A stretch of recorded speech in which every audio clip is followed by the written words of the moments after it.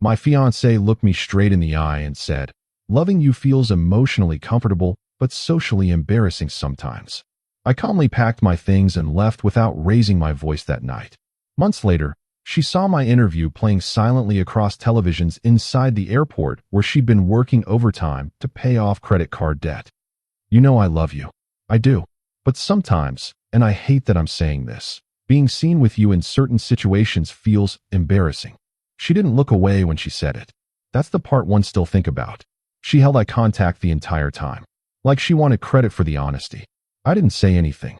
I just sat there on the edge of our couch, the gray one we'd picked out together from a warehouse in Brooklyn on a Saturday morning when we thought we were building something, and I let the sentence land. "Embarrassing." She followed it up with something worse. "It's not that you're a bad person. You're actually the most emotionally comfortable man I've ever been with. You're safe. You're kind. You're dependable.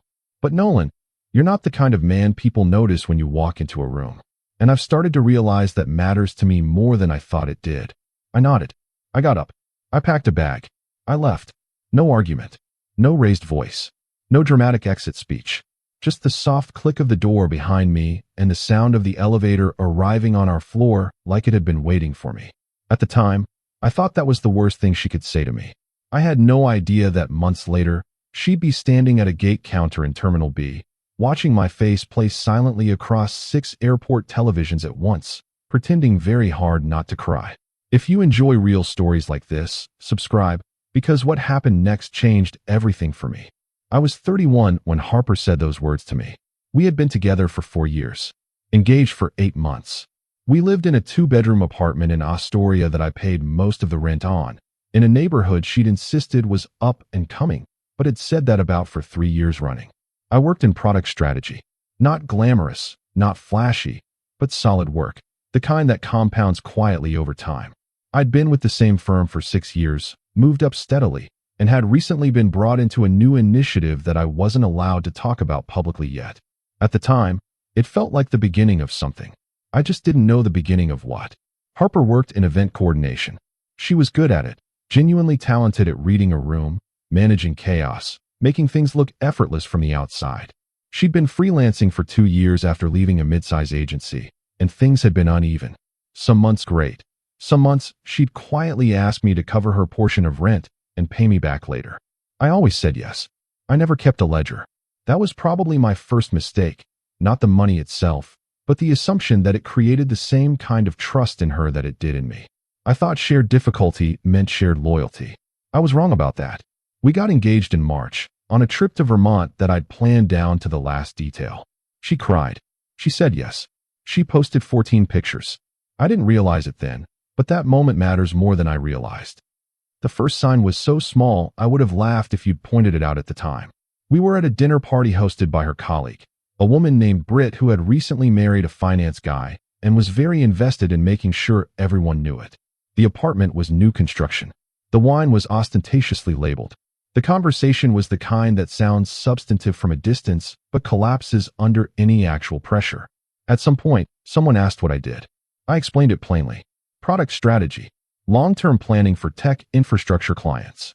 I described it the way I always did, accurately, without embellishment. Harper jumped in almost immediately. "He's being modest," she said, in a way that somehow made me feel smaller rather than larger. "He basically manages operations for a consulting firm." It wasn't what I did, but I didn't correct her. I let it go. On the way home, she was quiet. Not upset quiet, just absent, looking out the cab window like she was calculating something. "Britt's husband manages a fund," she said eventually. "I know," I said. "He mentioned it several times."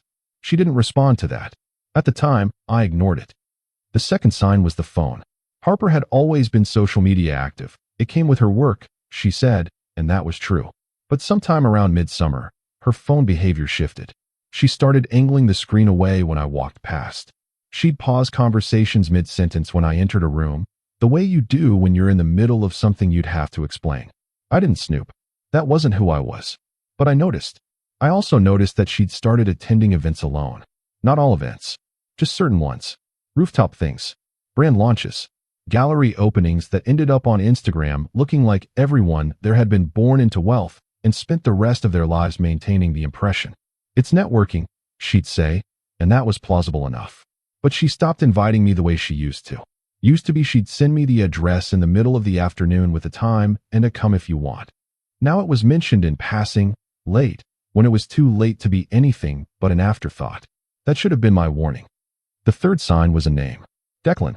She mentioned him 3 times in 2 weeks, each time in a different context.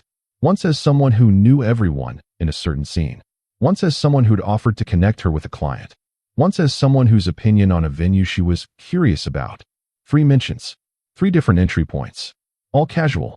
I'd worked in strategy long enough to know that when something appears in multiple unrelated contexts, it's not actually unrelated.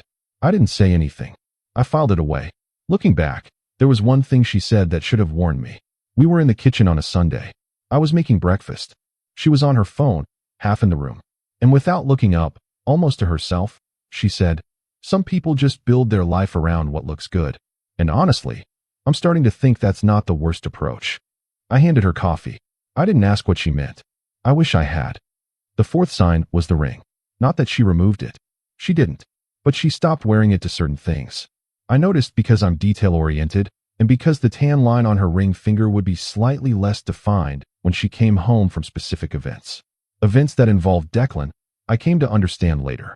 When I asked about it once, gently, no accusation, she said the ring was uncomfortable with certain jewelry. I nodded. I let it go. I wouldn't understand the truth until months later. It started as a regular Tuesday. I came home from work.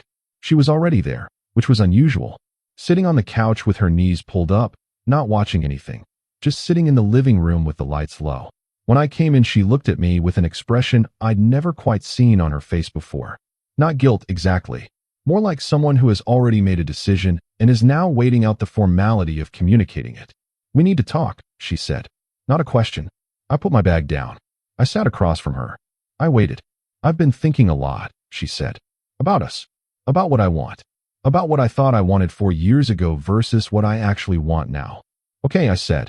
"I think we've both changed. Or maybe we haven't changed. Maybe we've just become more honest about who we actually are. And I think the truth is," she paused, "I don't think I'm the person you think I am. And I don't think you're the person I need." "What does that mean?" I asked. And that's when she said it. Word for word, the way I opened this story. That loving me felt emotionally comfortable. That I was safe and kind and dependable. And that I wasn't the kind of man people noticed when he walked into a room. And that this mattered to her more than she'd admitted. I sat with it. A long silence. "Is this about Declan?" I asked. She didn't flinch. "I've been spending time with someone who makes me feel differently." "Yes." "Differently how?" "Alive," she said. "Seen.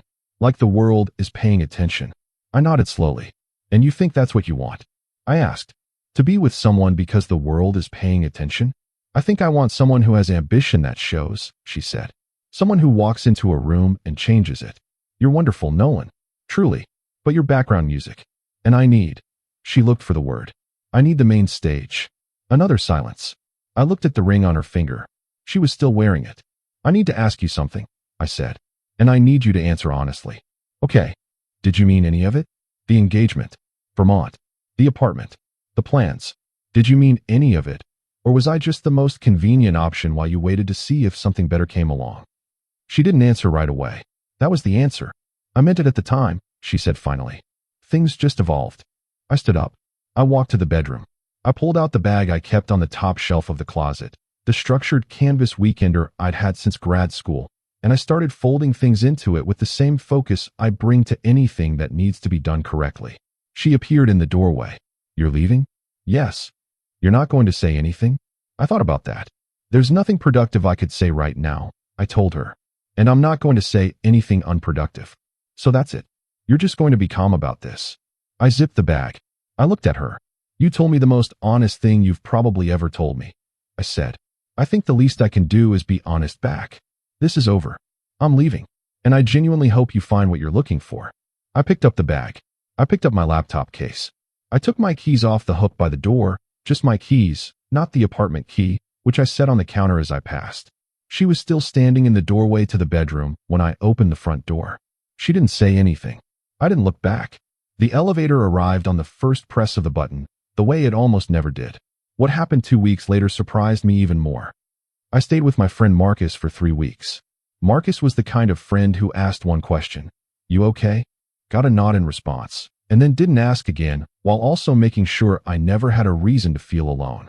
He gave me the second bedroom, stocked the kitchen, and went about his life in a way that made space for me without making a production of it. I started going to work earlier. That's the main thing I remember from those first weeks.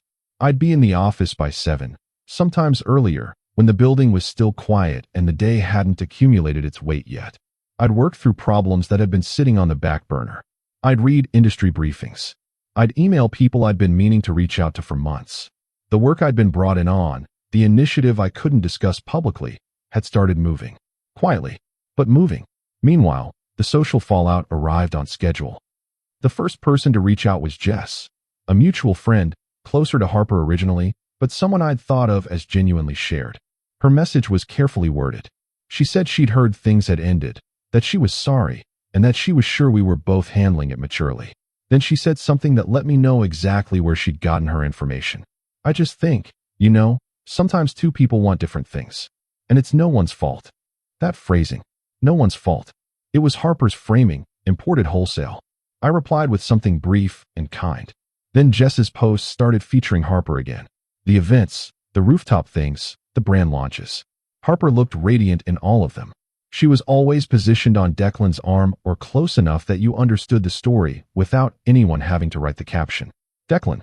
I looked him up once in those early weeks. Not obsessively. Once, out of curiosity, the way you'd look at the weather before deciding what to wear. His Instagram was a masterclass in implication. The photos said luxury, private tables, bottle service, Maldives, apparently, in October. A watch that caught light in every image. His bio said hospitality and experiences, which could mean several things, most of them less impressive than the photo suggested. He looked like someone who had figured out that if you dressed the part convincingly enough, people would write the rest of the story for you. I thought, she's going to figure that out. I also thought, that's not my problem anymore. I was completely wrong about how fast it would happen, but I was right about the destination. Around week 3, a guy named Peter from Harper's Circle, someone I'd always found performatively loud at dinner parties, posted a meme. Not about me directly, just close enough. Something about men who can't keep their women interested. The comments included enough shared inside language that I understood it was directed at someone specific. I didn't respond. I didn't screenshot it. I didn't mention it to anyone. I just noted it, the way you note the weather, and kept going. Marcus saw it and called to check in. You want me to say something to him? He asked. No, I said. You sure? Peter's opinion is a limited-term asset, I said. It won't matter in 6 months. Marcus was quiet for a second. You're genuinely calm about this, aren't you? I'm working, I said. That's the same thing for you. It was. I thought the story ended there. A clean, quiet exit. A little collateral social damage. Move on, rebuild, don't look back. I was completely wrong. The project went public in February. I can't go into all the details even now, but the short version is this. The initiative I'd been brought in on turned out to be a strategic restructuring of one of our firm's largest client relationships, a regional infrastructure company that had been hemorrhaging money through outdated operational frameworks. My role was to design the transition architecture. The engagement was successful. More than successful. The client's leadership was vocal about it, which is rare in that industry. Our firm got coverage. I got named in it. Not front page anywhere. Not the kind of thing that shows up in your social feed unless you're in that industry or adjacent to it. But it was real. A profile in an infrastructure trade publication. A mention in a Business Wire release. An invitation to speak on a panel at a regional conference in March. I said yes to the panel. I prepared seriously. The morning before the conference, I got to the venue early and walked the room. Not out of nerves. I'd learned to show up early, let the space become familiar, reduce the variables. The panel went well. I was clear. I was specific. I didn't try to impress anyone. I just talked about the work. Afterward, 3 people came up to me separately. One was a senior director at a firm I'd been aware of for years. One was an editor from a financial media outlet. One was a conference organizer who said she'd be in touch about a future event. All 3 had business cards. All 3 followed up. Looking back, that morning matters more than I realized. The financial media thing moved fast. The editor, her name was Renata, wanted to do a longer feature on post-pandemic operational strategy in mid-market infrastructure. She'd heard my panel remarks and said they were the most specific thing anyone had said all day in a room full of people being deliberately vague. I laughed at that. We met for coffee in Midtown. She asked good questions. I gave her real answers. The piece ran 6 weeks later as a web feature with an interview component. Photo included. It was a portrait session, just a headshot-style thing, nothing elaborate, that I hadn't thought much about at the time. The piece performed well for their platform. More traffic than expected. Renata emailed to tell me. That led to the second piece. Then a podcast appearance. Then a speaking invitation from a conference that was significantly larger than the March one. A national event, business channel media partner, the kind of stage that gets you seen. I said yes. I prepared. I didn't tell anyone except Marcus. In the background, I'd also moved. New apartment. In a neighborhood I'd wanted to live in for years, but had compromised on when Harper and I chose Astoria. The new place was quieter. A building with good light, and no one I knew nearby. I'd bought a piece of furniture I'd been putting off, a proper desk, the kind that makes work feel like it has weight. I had it delivered on a Saturday morning and spent the afternoon setting it up. That evening I made dinner and sat at the desk and read for 2 hours. No Instagram, no check-ins, no posts. I'd gone quiet on social media not as strategy, but as instinct. There was nothing I wanted to perform. Everything I was doing felt too real to summarize in a caption. The people who needed to know what I was building would find out. The people who didn't, well, I wouldn't understand what that meant until months later. There was one more thing from that period worth noting. I ran into a woman named Claire at the second conference, a strategist at a firm in Boston, sharp, dry sense of humor, had clearly been in rooms like this long enough to stop being impressed by them. We talked for 40 minutes in the hallway outside the main sessions. About work, initially, then about other things. She didn't ask if I was seeing anyone. I didn't bring it up. We exchanged cards. She sent me an article the next week with a 3-word message. Thought of you. I thought about that for a long time. I thought, this is what it feels like when someone sees you rather than the idea of you. It was a different thing entirely. I found out most of this later. Some from Marcus, who kept his ear to that social world as a matter of personality rather than intent. Some from Jess, who'd eventually softened and reached out again. Some from details that surfaced in ways I hadn't expected. Here's what was true while I was building. Declan was not wealthy. He was adjacent to wealth. He worked in event promotion, not the executive side, the floor side. He had a talent for being photographed in proximity to money without actually having any. The Maldives trip was a comp. He'd promoted an event for the resort company, and the trip was a trade, not a purchase. The watch was rented through a service that, at the time, had recently been profiled in a cautionary piece about aspirational debt. Harper didn't know this initially. She found out in pieces. The first piece arrived when she asked about moving in together, and the conversation went sideways in a way that suggested Declan did not, in fact, have an apartment that could accommodate 2 people's lives. He had a room in a shared situation that he'd been photographing from extremely specific angles. The second piece arrived when her credit card started declining. She had, at some point in the previous year, accumulated debt that she hadn't told me about while we were together. I found out the number later. It was in the range that requires serious structural attention, not just a tight month. She'd been managing it minimally, making payments that kept it from escalating while the principal sat largely unchanged. Declan's lifestyle had not been cheap to keep up with. The events, the outfits, the taxis instead of subways, the restaurants that required a reservation. All of it added up in ways that a freelance coordinator's income couldn't really absorb, especially with the client work that had gone uneven over the fall. I wish I could say that was the worst part. The worst part was something else.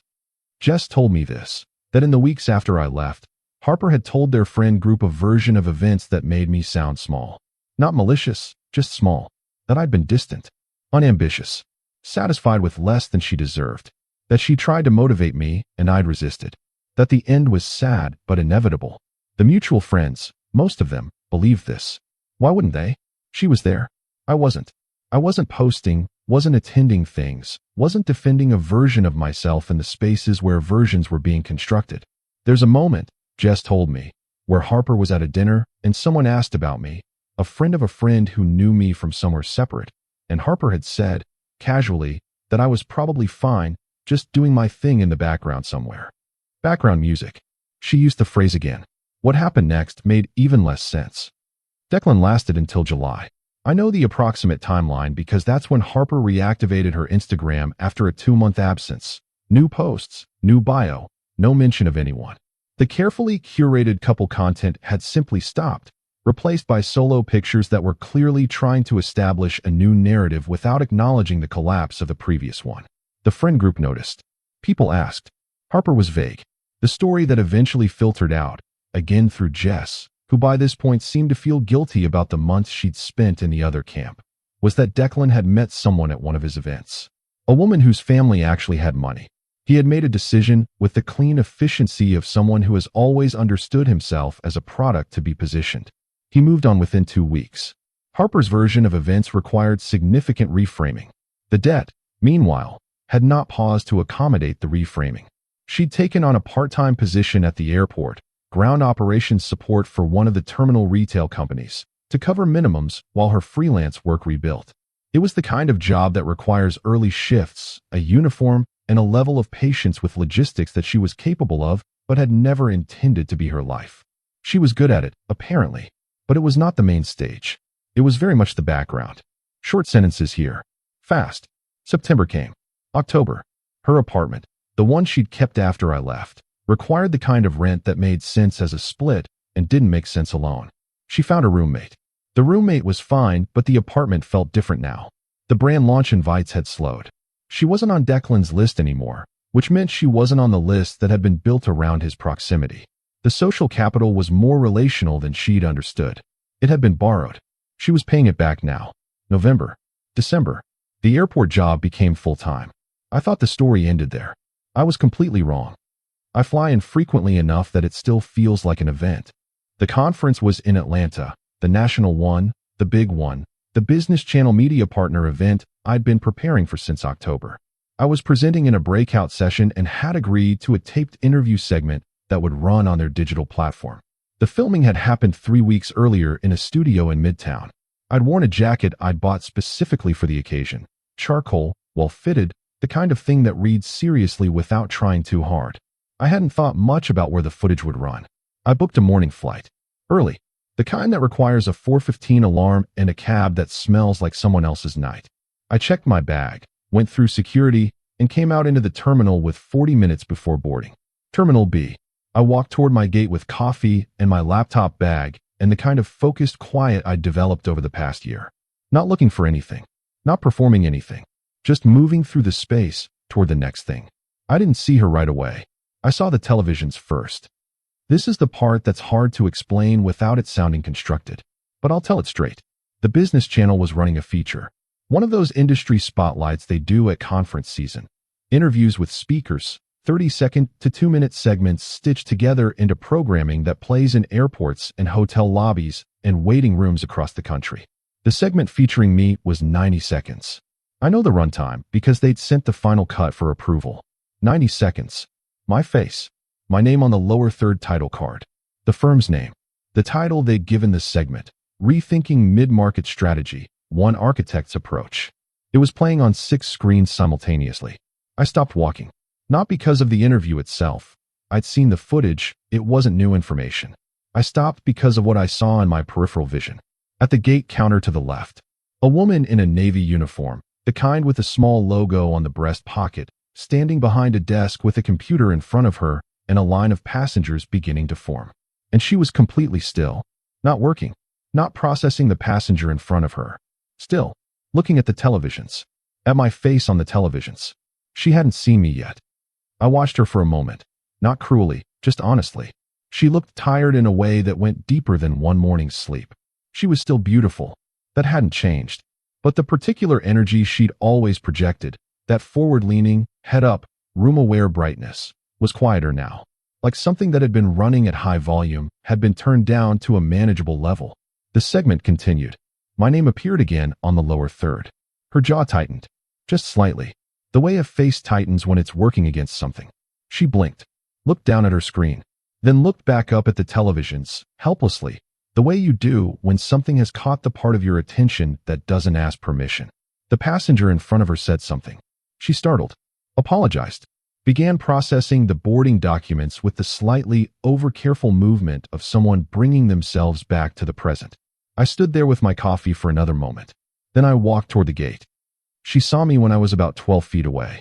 The recognition was immediate. Total. The kind that reaches the eyes before the face has time to arrange itself. She said my name. Not loud. Almost like she was checking if it would work. Nolan. I stopped. Harper, I said. A pause. A very long pause for how short it was. You're. She gestured, briefly, toward the televisions, where the segment had ended, replaced by a market update. I didn't know you were. I didn't know about any of that. It's been a busy year, I said. Yeah. She looked at her hands, then at me. You look good. Thank you. Another pause. She seemed to be calculating something. The way she always had, when situations weren't going the way she'd modeled them. She came around the counter. A colleague took her spot without being asked, seamlessly, the way co-workers cover for each other in those jobs without needing instruction. She stood a few feet away. Are you on the Atlanta flight? She asked.